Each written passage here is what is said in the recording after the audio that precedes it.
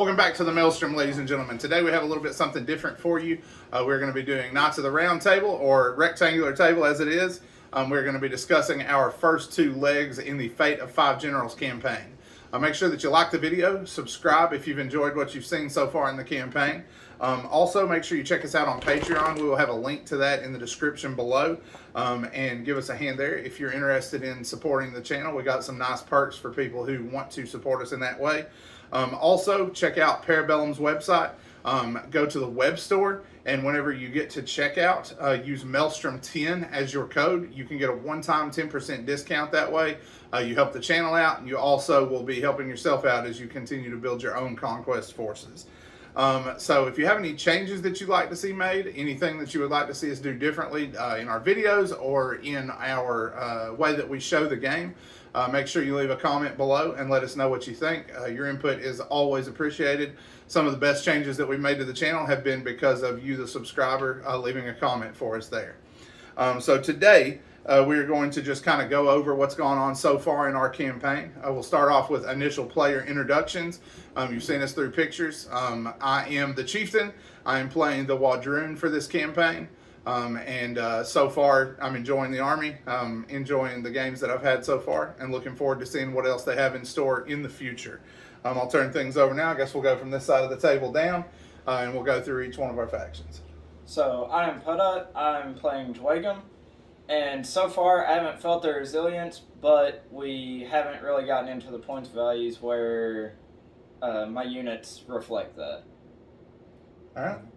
I'm Stargod. I play the Spires, and they're Spires. They go full force. Mm-hmm. I'm Hanzervico, and I play the Nords, and I've definitely been feeling the beginnings of some of the early Nord, releases, having to play them before getting to some of their more later stuff that I can enjoy. If we can just get you to make a charge, we'll be in good shape. Okay. I'm Murdoch, and I'm the 100 Kingdoms player. I'm really trying to build out the tactical infielder style army for the 100 Kingdoms. So as the points go up, I'm just looking to add more options to deal with different scenarios and different opponents as we go on. All right, so initial introductions out of the way. The next thing we want to cover is kind of go over what happened in each set of games. We were looking for a format to kind of give post-game thoughts in each video, but nothing really felt like it fit with the flow of the game. So we kind of wanted to do a post-game analysis. We've gone through 600 and 1,000 now. Everybody has played everybody else one time. And that kind of gives us at least a little bit of an understanding. Some games we've done practice games outside of the main games that you've watched on the channel. But for the most part, you have watched all of our conquest experience against one another. So to start things off, we'll kind of go through these 600-point games and just kind of give you a feel for what happened in each one. So we'll start off at the top. Our first game was Murdoch and Stargod when the Spires and the 100 Kingdoms squared off. A super close fought game, but in the end, the Spires were able to bring that one down. So, Stargod, let's hear your thoughts on that one. I thought a couple things that you could have done instead of grouping each other together and blocking yourself in was to venture out and just keep going forward. I know. Yeah, there's some thought process to that. When we were doing those early games, the 600-point games, where there were no objectives, the 600-point 100 Kingdoms list, it felt like it suffered a lot from only having one unit that was really there that's going to do any kind of damage. And for anybody that's actually bothered to actually look at any of those games that I've played, my Household Knights are vast underperformers right now. They really have not done what they should be doing as far as the numbers go. So I have kind of been, I guess, hedging my bets in the 600 with them because they didn't perform like I thought they should. And it kind of informed a lot of what I was doing as far as trying to refuse a flank and bulk the army together until the Knights had a chance to slam home one unit at a time. And as one disclaimer with that, we did start at 600 points playing with the lists that Parabellum had initially set out. And at the time, the model release was a lot more limited than it is now. And we kind of just played with what they wanted. And in hindsight, it was kind of hard to match them to each other. We especially noticed with Putt Hut's army, his initial list with the Thanes and the Ballista, we were like, nobody's going to be able to stop that at 600 points. So we tried to match the armies up to where they were as close to one another as possible. But the militia versus Vanguard clones was a rough matchup. So that initial set of games was a big learning curve, and that's when we decided we were just going to go our own way and start playing to whatever standard we wanted as far as what we wanted to put in our armies. One other thing before we move on to the next game, I definitely agree with what Griff was saying. His household knights were the bad news bears for their first two games. They could not get anything done. And he had the same experience with them in practice games. He had one game that we unfortunately didn't have on channel where he played against Hanser Vico's Nords and had pretty much cleaned Hanser up. All of his raiders were dead. His Ogres were getting ready to charge, and nothing had been destroyed in the 100 Kingdoms army. The Ogres charged. They destroyed a complete militia regiment. That was the one with the Noble Lord. And then the Knights charged in, and we were thinking, well, this is the end of it. You got one impact hit, did nothing to the Ogre, and then the Ogre just clobbered them too. And he turned it around. He literally destroyed the entire 100 Kingdoms army with 3 Ogre. So he's not overselling how badly those things performed in his first 2 games. Which, with that in mind, going into our second game, that was, I believe, you and the Dwegum, correct? So, Eric, let's hear your thoughts on that one. My Inferno Automata rushing the table in every game I've played them has made a huge difference. In my 600-point game, it locked his militia up in the center of the table where they couldn't move forward and charge my Hold Warriors. Which my Hold Warriors ended up eating the Household Knights charge, but as you saw, it didn't do a whole lot. Yeah, the light brutes for the Dweg is, the trade-off not having those impact hits seems really worth it, especially at lower points values, because it gives you that very resilient unit to cross the table at a very, very quick pace. I mean, and there's really no avoiding them, at least in smaller games like that. You've got to pick a unit that you're going to basically give up their mobility to accept that they're going to be pinned in place for a little while. Now, fortunately, I think in the games that I have played, my militia units have vastly overperformed their points value. Definitely. There's a one particular squad that has earned the nickname the Mountain Slayers because they have taken on far more opponents than they should be able to and have generally walked away from just about every scrap they have been involved in. Yeah, I mean, even against Putt Hut in a pickup game between recordings, held up Flame Berserkers the entire game. And I think they were both units were still there when the game was over, right? Yep. So lots of crazy stuff like that. Okay, so moving over into the third game, we had Spires and Nords. Caden, let's hear your thoughts on that one. That game was just... He definitely gave me a fight. And I was... everything I did was just to push through, and he was standing there trying to be resilient against me. And he just could not make a charge No. for anything. So, Hanser, let's hand it over to you. Let's hear your thoughts on that one. Well, the Ogre found, not being able to roll 2 twice is kind of, what are you going to do with that? Yeah. It happened, and every time I think about, it's just the Raiders going up against a Defense 3 Resolve 4, correct? Yeah. Brute unit, I'm like, okay, they're not going to do anything, and then, yeah, look at there, they're gone. Oh, yeah. Sometimes Raiders really will pull it out for me, and they definitely much more were that game. I will say that in the Inspire part where, I went ahead and inspired because I was at that crux of the situation of whether I should inspire or not to try to get rid of those last Vanguard and then have an action left to charge into the next unit. And I went ahead and inspired, and I didn't roll a single 3 with Flurry. That I've never seen that happen before, in all honesty.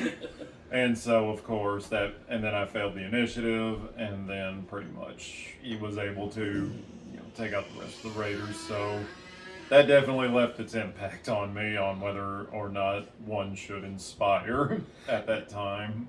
because that second action can mean all the difference. Especially when you're dealing with a unit that has flurry, because it can make so much difference in that situation in particular. I also think, and we've talked about this inside the group a lot, I think part of it is Raiders feel like they're in this weird spot right now. It's like they're paying a lot of points because they have all these fantastic rules where we can throw axes and we can flurry and all these other great things, but they don't really seem to stack together for how many points you're paying for them. But then every once in a while, like you said, they just do something insane, like obliterate 3 brute drones in one charge. Yeah, it was nuts. That was insane.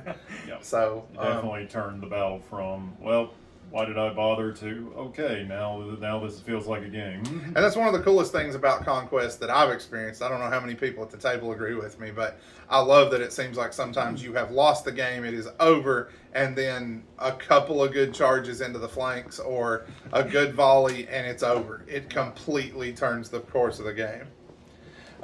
So let's see. From there, going into our fourth game, that I believe was me and you, correct, Hanser? No, Nords Yes. and Waldroon. So kind of the opposite with the Jarl's ability with this one, where normally when I use the Jarl's ability, it's like either very little happens that really seems to change it, and it more has a danger of causing my own units not to show up. Well, in this regard, apparently none of the enemies showed up at this point till turn 4, correct? Yeah, it was turn 4. I got everything automatically. Nothing passed a roll. Yeah. And so the problem with that is, of course, the purpose of the ability is to stagger the enemy to come in more to allow you to work at them. But when they all show up all at the same time, that kind of makes a nice big green block I got to deal with. Yep. And then the thing that you realized in your first game about should I inspire or not kind of came back to bite you in our game. Yes. And then I saw what 3 blooded and a scion can do when you pop off 3 war cards. Oh yeah, the chant definitely makes the difference. That cleave 1 just completely destroyed those poor Uger.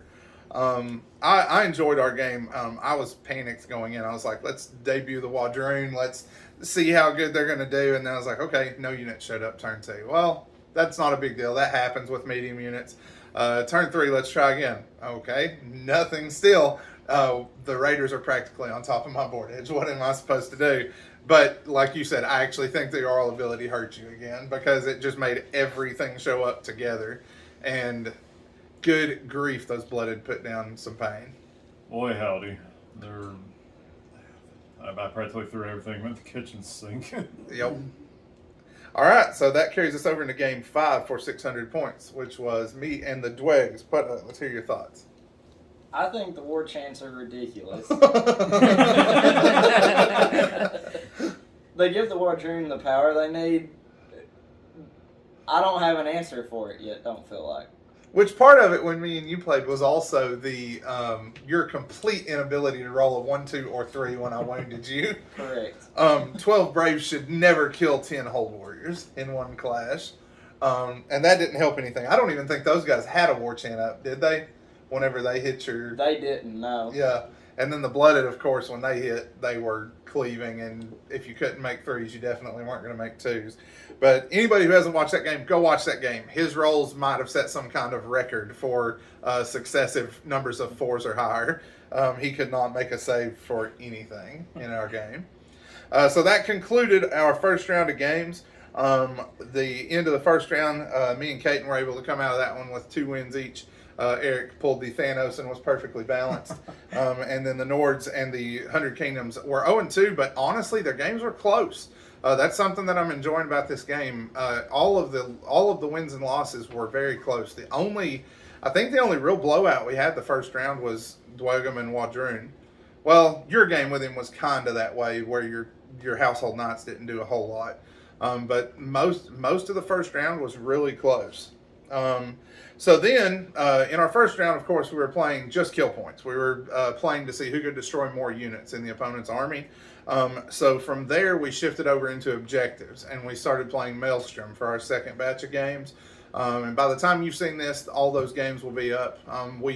Kate and I are still scraping blood off of ourselves from the 5th game right now. But the 5th game in the second round just ended. You all have all seen those by now.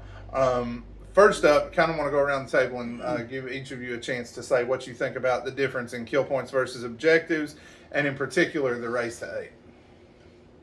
As a Dwagum, I feel like I want to take the heavier units because they give me more survivability, and being a smaller army, it kind of trades off. But in taking the heavier regiments, I would also be later getting to the table, which is why I went for the light and medium approach instead of any heavy regiments. And especially, I think until you get past 1,000, it's kind of hard to rely on a heavy, because I think most of us saw, spoiler alert for those of you who haven't seen yet, most of our second round games really came down to who was able to maneuver more quickly to the center of the table. But anyway, go ahead. You got any other thoughts on that? That's it. All right, Stargod, what about you? I don't like the points thing. I don't know about anybody else, but me, it just felt like you had to rush to get to the points, and then stay there with no, like, even if you don't have any other regiments on the table, you still have to stay there. Yeah, and that to me just didn't feel appealing, because you go 3 rounds and then you're done. Yeah, it does feel that way somewhat. And there's a part of me, I kind of feel like moving it, I think Murdoch was the first one to say it, that some missions being that way is probably good. That, it's a nice change of pace, but you kind of don't want to have all of your missions where you're racing to it. Anyway, I'll segue into that and let you take over from there, Murdoch. What do you... Yeah, I think a little variance in the play in the missions, or a mixing of different combinations and such, it's going to give the game a little more longevity, as far as if you're playing back-to-back missions. If you're planning on playing multiple missions every week, you're going to get that pigeonhole one-track mind eventually in your army builds. And coming from a wargaming background that we've been in for 17 years now. You learn to watch for those things, that way you don't one-dimensionalize yourself as a player, because you're playing to one specific mission type instead of everything that the game could bring or offer for you. And I'd kind of add to that, that we are looking at homebrewing some missions going forward, so that we do have separate styles for you to watch. We don't want to go away from the consecutive scoring necessarily, but we also want to give other army builds the chance to shine across the course of the campaign, and at least kind of try it out and see. So we may or may not have any more race to 8 style missions during our campaign, but at any rate, that's kind of the thought on it. Hanser, what you got to add to that? Well, playing Nords, of course, our army definitely has much more being geared towards, it seems, to want to rush toward the middle and kind of get as many points to get up to that. And even though I didn't really build towards that, I was kind of surprised just how much I was able to just about nearly achieve that, particularly with the game with the Twig.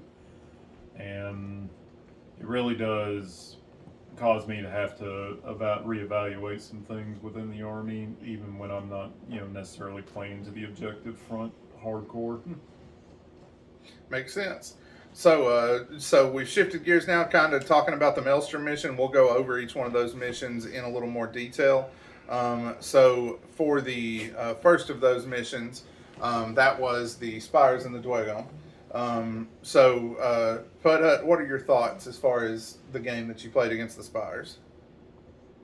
I feel like the points hurt him because he tried so hard to dig his marksman clones out. He just couldn't get back to the center of the table to start scoring any points by the time it was over.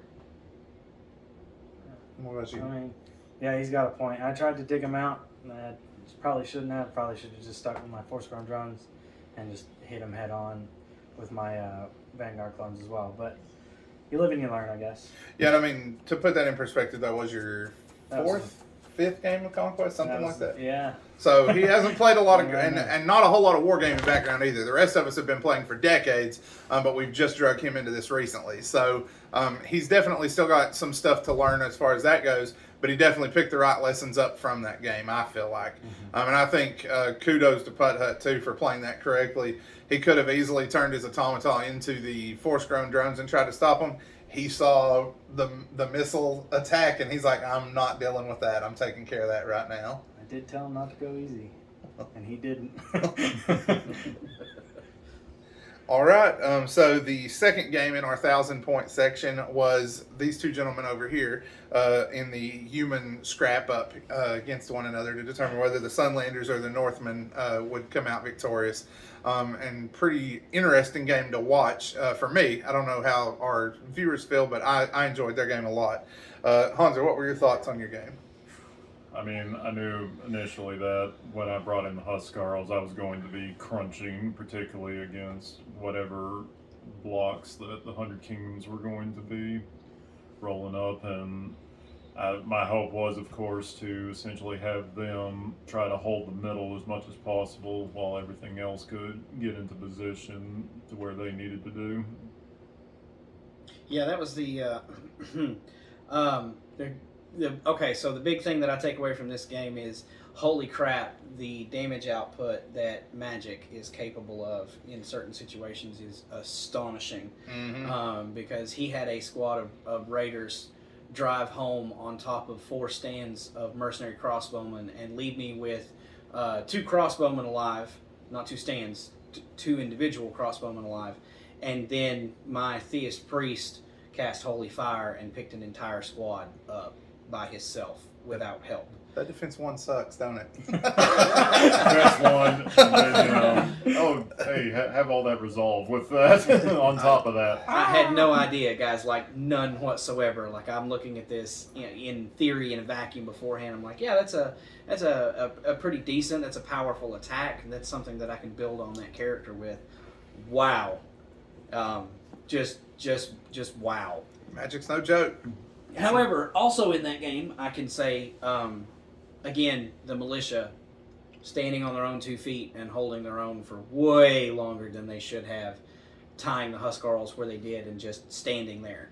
Yeah, we're not killing a whole lot of them, but every time we rolled, 2 or 3 Huskarls were going to their grave. Every single time. That unit's fast becoming probably one of my favorite in the whole army.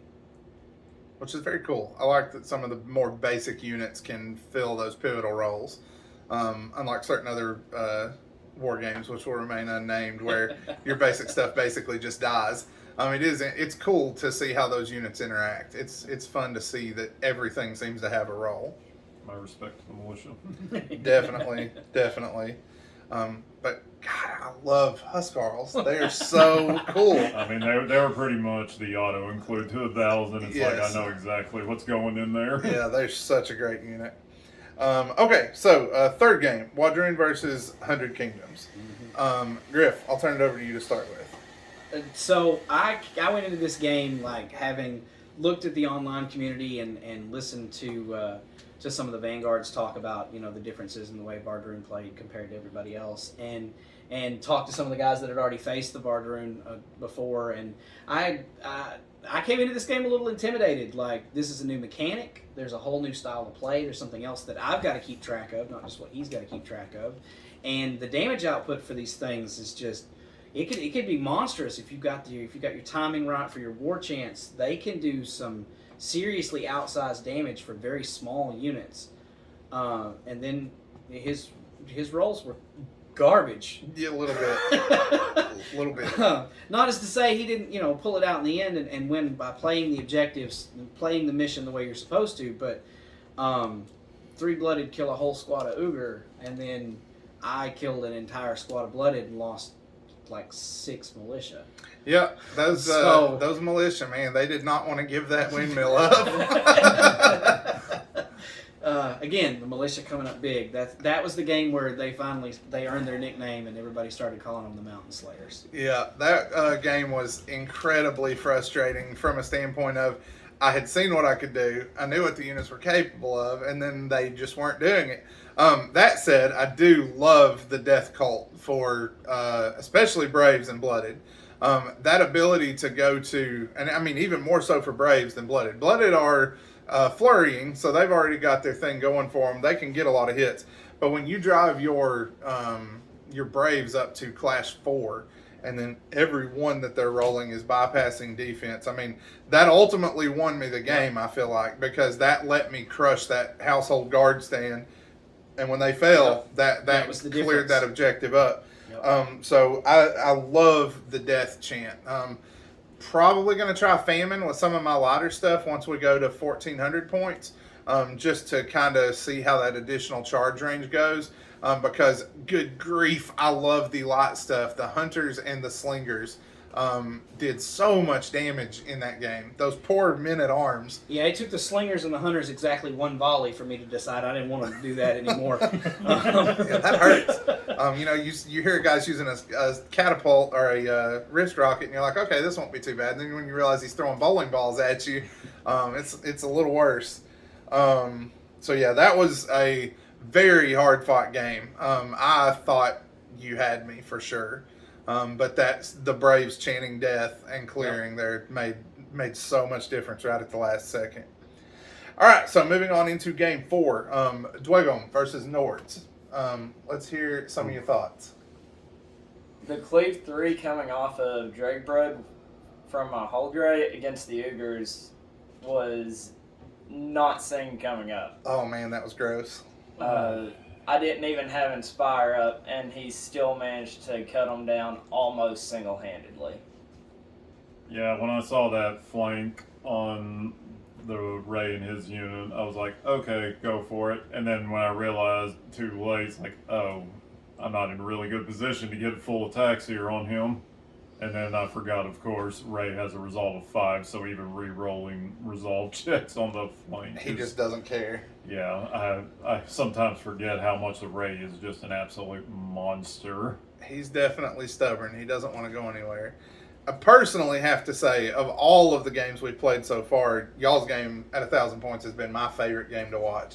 It was the most exciting game because I know for Hanser, it was probably heartbreaking because, I mean, jumping out to 7 points right off the bat. And then the Ugar charge made sense. Like we talked about, hindsight being 2020, we were talking the Ugar could have just backed up a little bit, held the objective, went ahead and cleared the scoreboard. But they went forward when he saw that flank, and I thought at the time, this makes sense. Get in the flank, take out the hold warriors, and then you don't have to deal with the Ray in case the Ray was able to get in position to contest. But 7-1. 7-2, 7-3, 7-5, and then it just disintegrated. I mean, it was just little bits, here and there. Of course, dismay was a big thing. Mm-hmm. Dismay the unit with the Raiders, and then of course I had the Raiders with the Jarl go after that unit because I was like, okay, I got to do something about them. And then essentially, but I had no time to get rid of that broken marker, and that broke them. And then of course did the same thing with the Huskarls later, and just over time, because I was in such a pinch to try to get them to hold as much as possible and try to get rid of every Dweg unit that was coming around, and then just finally shattered. So I guess the burning question on everybody's mind, how much did you have to pay the village Scald to leave that saga, that part out of your Huskarl saga of being shattered by Ballista in melee? Quite a bit of silver on that one. But overall, I hate for the player who loses in a situation like that, but that game was so much fun to watch because you two were just slugging it out. And somehow Pudut was able to bring that back from a 7-1 deficit. It was so exciting to watch. All right, so final game. We just finished this one up. Waldroon versus Spires. Let's hear your thoughts, Star God. So you got all the crappy rolls. I got all the good rolls. So, I mean, it was a pretty tight game. It was what, 5 or? I think it was 8 to 5 when we finished. Yep. Yeah. And I was. If it weren't for, I actually can't think of anything that went wrong with that. I mean, there's a couple things I could have done different, but overall, I played a pretty good game.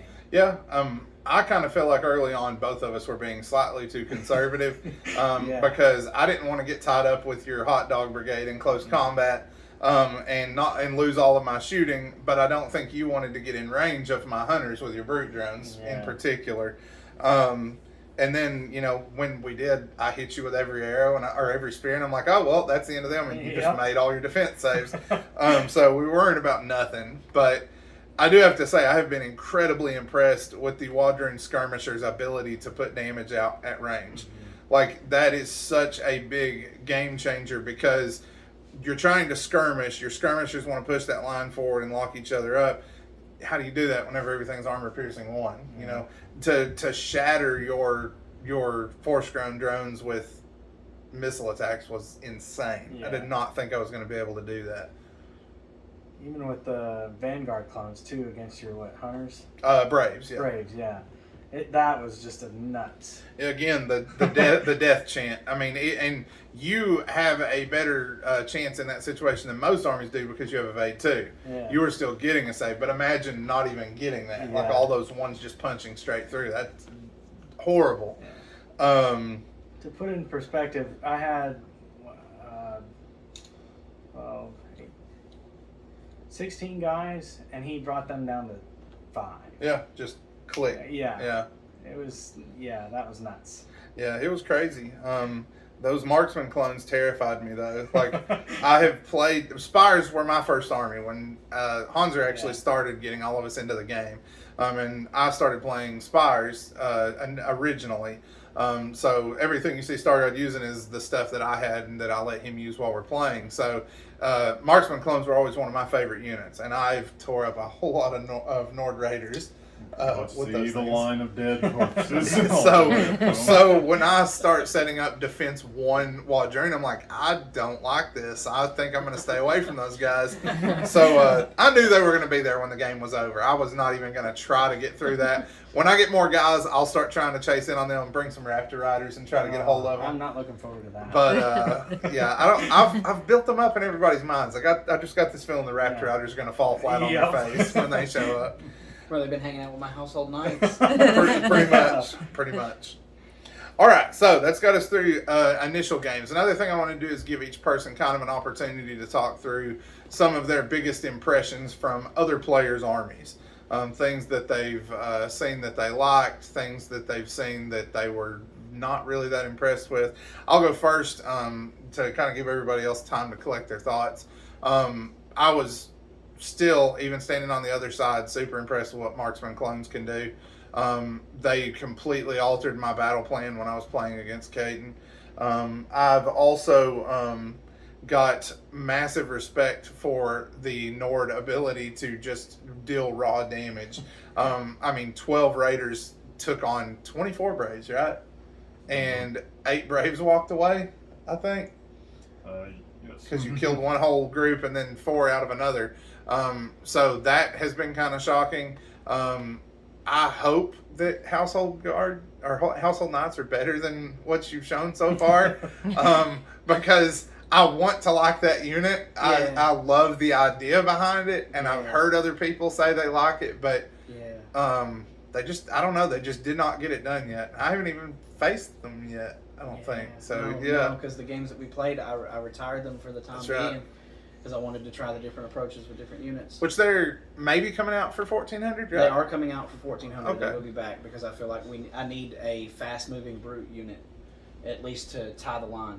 That makes sense. All right. And then for the Dwegom, I will say I'm so glad I was able to keep the Ray out of close combat when we were fighting. I bet you are. He didn't get in combat till the Blooded were ready to kill everybody around him, and that was good enough. The Ray is terrifying. Any of you who have played Dwegom or played against Dwegom know the Ray is terrifying. And for those of you who haven't, watch out because he's coming. He's going to get a hold of you eventually. So, all right, we'll start on this end. I'm amazed by the sheer volume of men that the 100 Kingdoms can bring to battle. And it may be, from my battlefield experience, I don't get that much. So I was expecting a smaller army.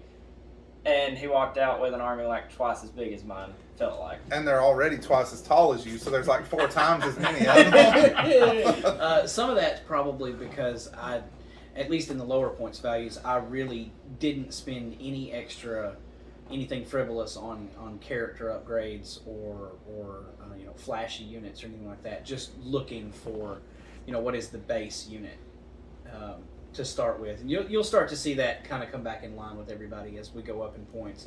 Because I have ideas for units that are going to be 300 plus points plus a character attached to them, and that should dial some of that massive horde size thing down a little bit and add some killers into the list. I feel like the Spires, their healing helps them out tremendously, where I have minimum healing ability. It helps out significantly, unless you cut straight through the squad to begin with. Happened to mine in Star Gods game. Their damage output, even without the cleave, I feel like covers itself. They just do it through sheer quantity instead of quality, like I do. The Nords, I feel like, hit really hard, but they're very susceptible to damage themselves, and that can be seen through my whole ballista beating Huskarls in close combat. Yeah, but that's not supposed to happen. He just can't roll dice. I'm not saying it should happen. No, but they definitely have the Glass Cannon faction award, I think, at least at this point. And the Wadroon, we don't have enough of a line for me to have a very formed opinion on how they're going to fight at full value. I can see that. I feel the same way still. I cannot wait to get my hands on some Warbread more than anything else. I want to get some brutes and see how they do. So I really don't have it. I have one thing about Dwagum, and it's just that dismay card. I know you. I knew that was coming. I know you pay for the dismay card, but that is a bull card. I don't like it. Look, that's an age-old gamer thing. Like, you don't let me play with my toys, and I don't like that. I mean, you can go to another card game out there where the blue players always get that stop messing with my stuff and let me play with my cards. Yep. Yeah. Dismay is rough. That's for sure.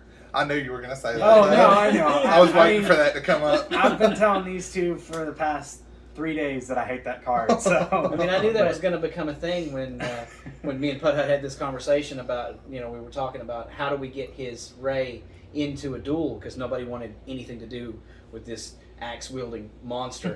And then, we're kicking around the rules, and I'm like, if you break them before you get into combat with them, they can't deny the duel. And he's like, wait a minute, what? Oh, I can break them. I can do that.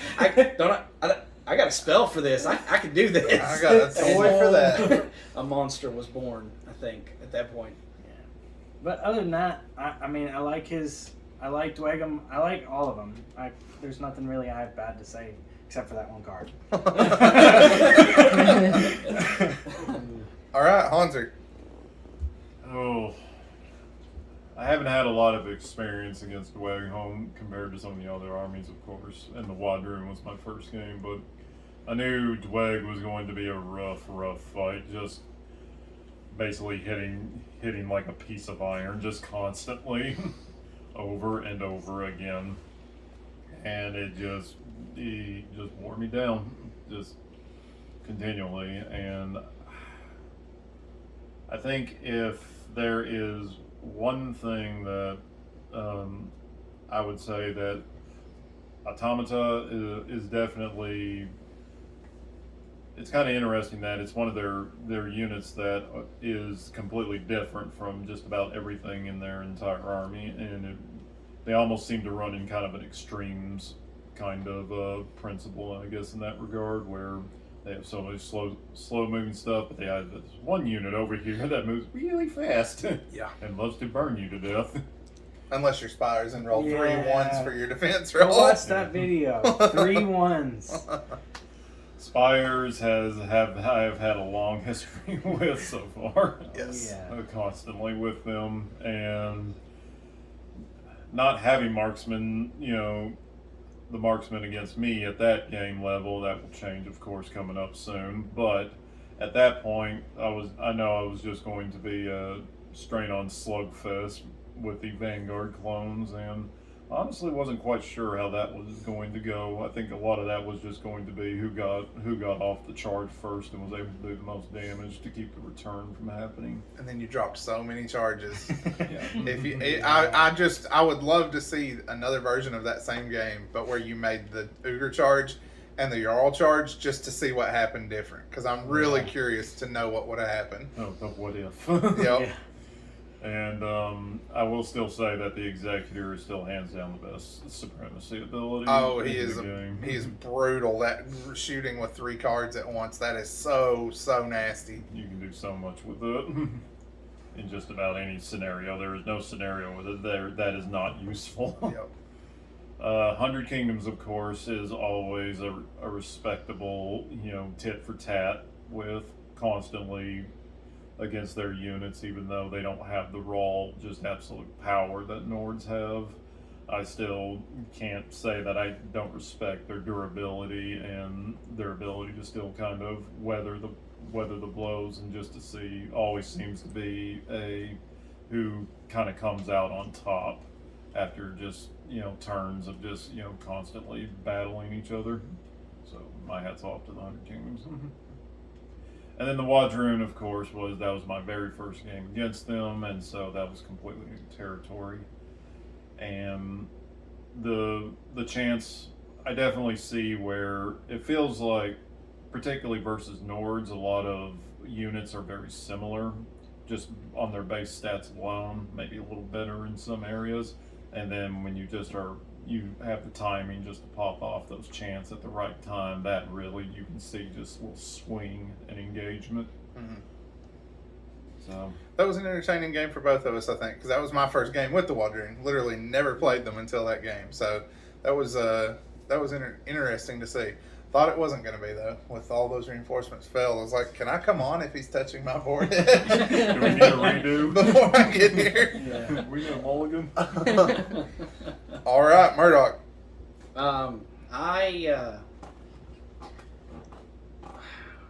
You learn more from losses than you do from victories, and I'll hold to that for all the decades that I have played board games and tactical card games and all kinds of stuff like that. You learn more from losses than you do from victories. I'm the only one sitting at this table that does not have a victory yet. I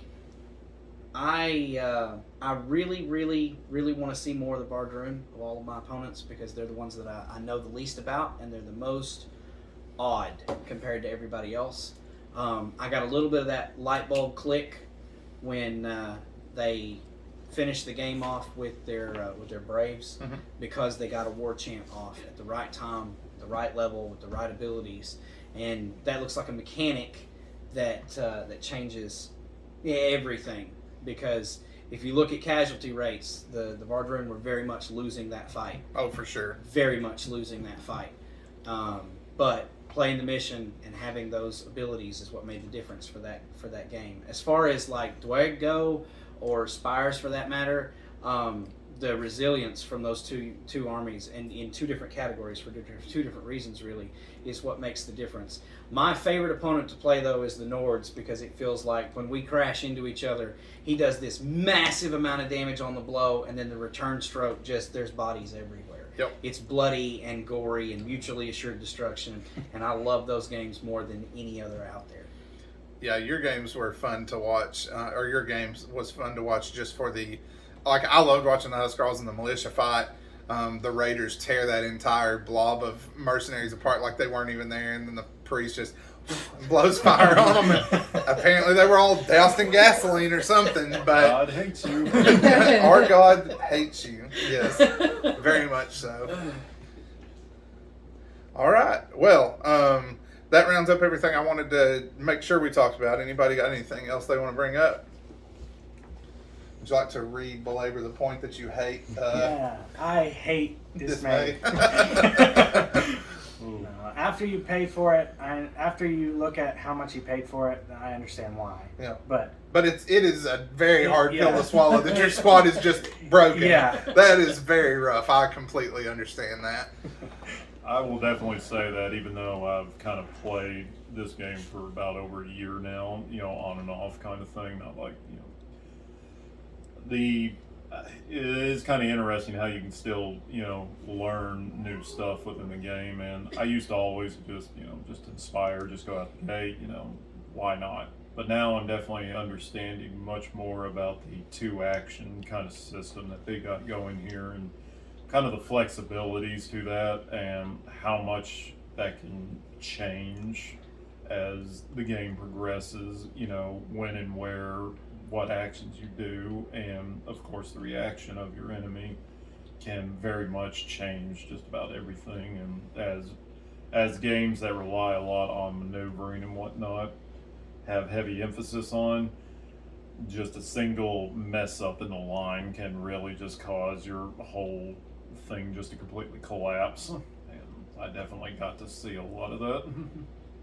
You can also bet that as time goes on, coming months, coming years, we're looking at more factions coming from Parabellum, and you will see Old Dominion, City States, and Weaver courts that are going to make an appearance with us for definite sure. We are all excited about upcoming factions, and I'm still holding my breath, hoping that we see, even more coming very, very soon in that pipeline too.